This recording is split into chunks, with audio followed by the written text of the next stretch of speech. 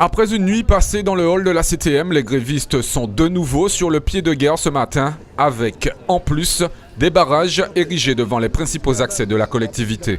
Pourtant, hier soir, un début de discussion a été amorcé avec le représentant de la délégation syndicale, à qui Alfred Marie-Jeanne a fait 3 propositions par le biais du conseiller exécutif en charge du personnel.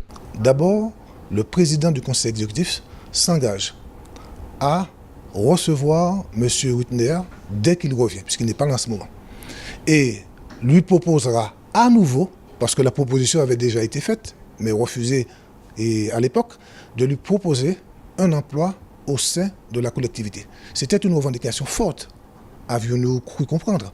Deuxième chose, il y avait eu des craintes qui avaient été exprimées quant au risque de répression. Bien évidemment, cela ne tient pas la route parce que nous avons bien exprimé que ce n'était pas le genre de la maison et que les travailleurs ont le droit de faire grève. Que nous soyons d'accord ou pas, ils ont ce droit qui est un droit absolu. Troisième chose qui avait été avancée par les syndicats, c'est la possibilité d'un accompagnement pour permettre de ramener un climat plus serein et au sein du parc naturel. Des propositions que les grévistes n'ont pas acceptées. Nous, on a des informations qui nous amènent à penser qu'on n'est pas vraiment dans des déclarations réelles et vraies. M. Whitner a déjà été reçu.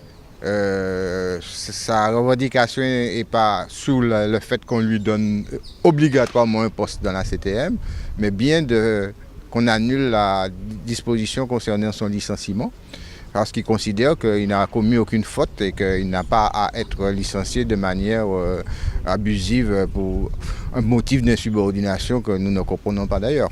Concernant la deuxième proposition, à savoir l'intervention d'un organisme pour améliorer les conditions de travail au parc naturel, les grévistes souhaitaient l'ARACT, mais pas la CTM. Mais apparemment, l'ARACT ne requiert pas l'agrément du PCE et nous considérons qu'ils veulent faire une proposition sans que nous n'ayons notre mot à dire sur le choix du partenaire qu'ils auraient mis en place.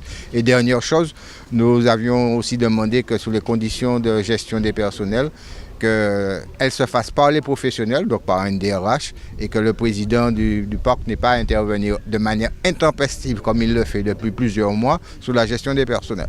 Depuis hier soir, Daniel Groma a fait une apparition auprès des grévistes qu'il a décidé de soutenir dans ce conflit. Aujourd'hui, ça fait plus de 46 jours que les agents veulent négocier, veulent trouver des inities favorables et on n'en voit rien. Aujourd'hui, il n'y a pas de clause, il n'y a pas de négociation. Il est temps qu'on trouve une solution entre les deux parties. Nous avons notre collectivité qui ne fonctionne pas parce que les gens refusent de prendre des négociations pour sortir d'un conflit. Maintenant, il faut trouver une solution et c'est pour ça aujourd'hui nous portons notre soutien aux salariés en lutte. Aujourd'hui, le personnel non gréviste du parc naturel a repris le travail sur tous les sites. De leur côté, les grévistes comptent maintenant sur la médiation du préfet qui serait prêt à ouvrir les discussions à condition de lever les barrages devant la collectivité.